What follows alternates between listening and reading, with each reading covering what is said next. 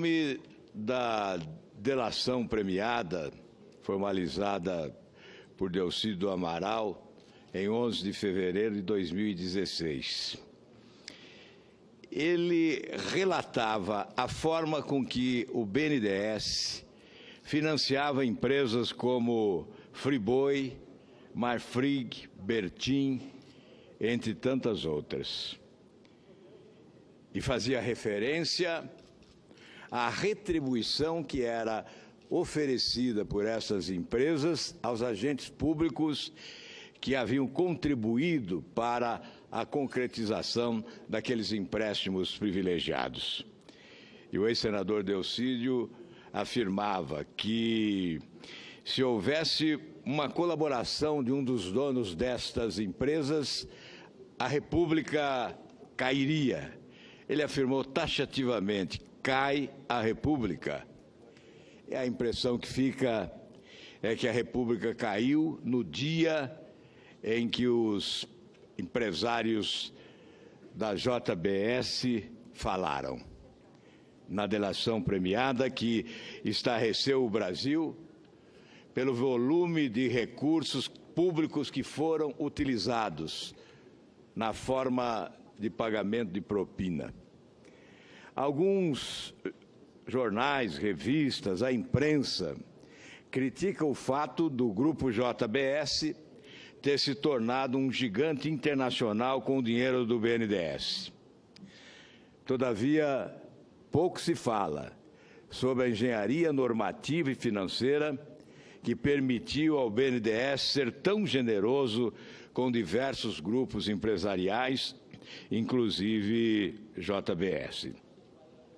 Foi por meio de um decreto, o decreto número 622, do dia 21 de dezembro de 2007, que o então presidente Lula modificou o inciso 2º do artigo 9º do Estatuto do BNDES, para permitir ao banco financiar a aquisição de ativos por empresas de capital nacional no exterior.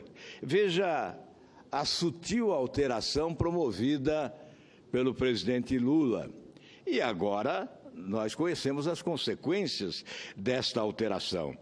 O decreto é o de número 4.418 e que altera o artigo 9º do Estatuto do BNDES, quando coloca: o BNDES poderá também, no parágrafo 2º, financiar a aquisição de ativos e investimentos realizados por empresas de capital nacional no exterior, desde que contribuam para o desenvolvimento econômico e social do país.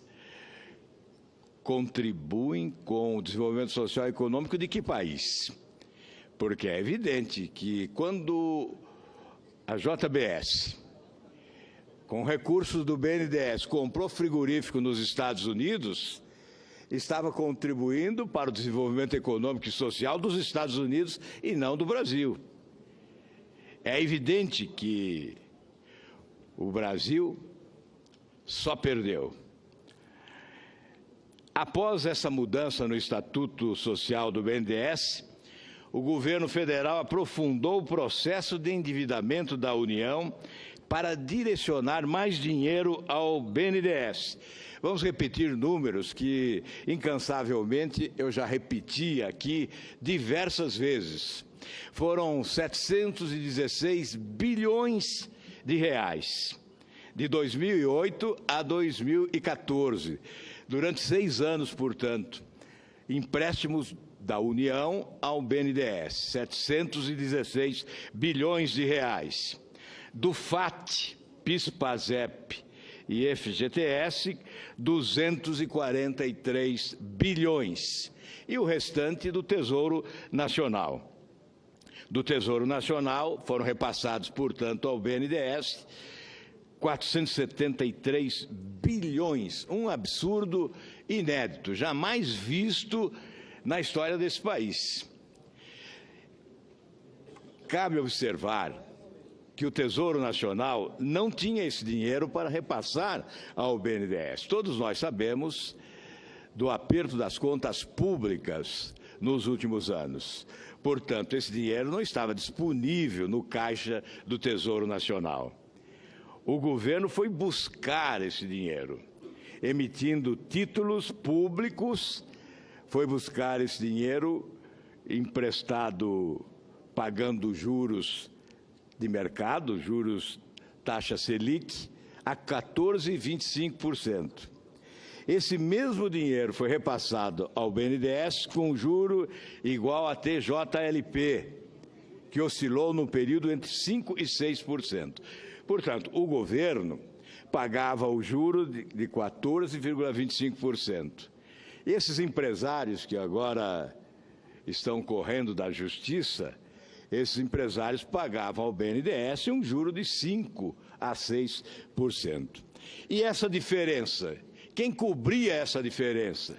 Quem cobria essa diferença? Ora, você que está ouvindo esse discurso agora e que paga impostos. O contribuinte brasileiro subsidiou essas taxas de juros privilegiadas praticadas pelo governo brasileiro através do BNDES com os chamados campeões nacionais e, mais do que isso, com os países amigos de quem governava o Brasil. Cuba, Angola, Venezuela, Equador, enfim, países mais próximos ideologicamente daqueles que governavam o nosso país, com o benefício de recursos facilitados. Essa diferença paga pelo povo brasileiro alimentou algumas das ditaduras mais corruptas do universo. Alguns ditadores tiveram sobrevivência graças a esses recursos que saíram dos cofres dos trabalhadores brasileiros, especialmente, através do FAT, do PIS/PASEP, do FGTS. Recursos pertencentes aos trabalhadores brasileiros foram repassados para alimentar as ditaduras sanguinárias de outros países, alimentando também a corrupção internacional. As empresas que obtinham aqui os recursos realizavam obras, ou supostamente realizavam obras. Provavelmente, em alguns casos, as obras sequer foram realizadas e os recursos foram desviados. Até 2060, o povo brasileiro complementará a diferença entre essas taxas de juros aos empréstimos realizados pelo BNDES nestes anos, no valor de 184 bilhões de reais. Portanto, os brasileiros pagarão 184 bilhões. Subsídio para a diferença entre uma taxa de juro paga pelo governo e a taxa de juro oferecida pelo governo aos empresários beneficiados nesse esquema de corrupção. Um complexo esquema de corrupção, sim, que começou lá atrás, com a alteração do Estatuto do BNDES. A corrupção foi planejada. Ela não ocorreu por acaso. Ela foi planejada, envolveu o presidente do país, que autorizou por decreto a alteração do Estatuto do Banco, a fim de que ele pudesse financiar essas empresas que levavam esses recursos para o exterior. Serão, portanto, 184 bilhões nos próximos anos. Com estrutura normativa aparelhada e caixa robusto, o BNDES se tornou uma poderosa instituição de financiamento com alta ingerência do Poder Executivo em suas decisões.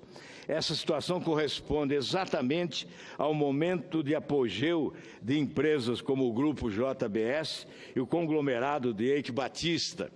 Foi exatamente após essa mudança do Estatuto do BNDES que o Grupo JBS adquiriu grandes empresas nos Estados Unidos. Efetivamente, analisando a sequência de fatos que hoje temos conhecimento, fica fácil verificar que os crimes praticados foram planejados, um esquema planejado de corrupção. não ocorreram de forma aleatória e de acordo com as oportunidades. Não. As oportunidades foram devidamente planejadas e executadas, inclusive com mudança na legislação e emissão de títulos que inflaram a dívida pública brasileira.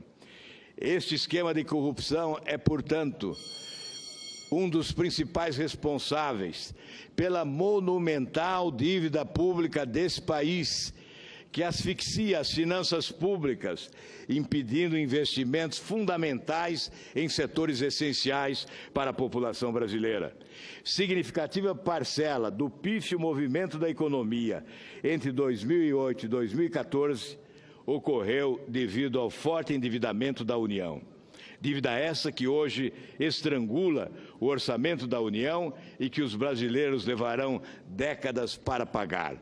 Para concluir, senhor presidente, agradecendo a generosidade do tempo oferecido, a consequência mais dramática desse esquema planejado de corrupção é, sem dúvida, esta dívida pública monumental, porque ela já consome a metade do orçamento da União no pagamento de juros e encargos desta dívida.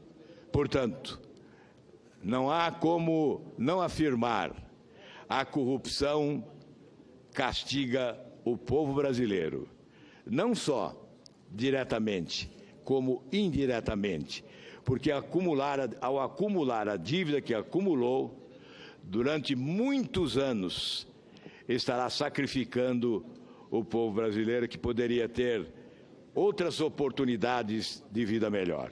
Muito obrigado, senhor presidente. Veja também os outros vídeos do canal e deixe seu comentário. SeuTube. Notícias, humor, diversão, informação. Inscreva-se no canal e deixe seu like se gostou.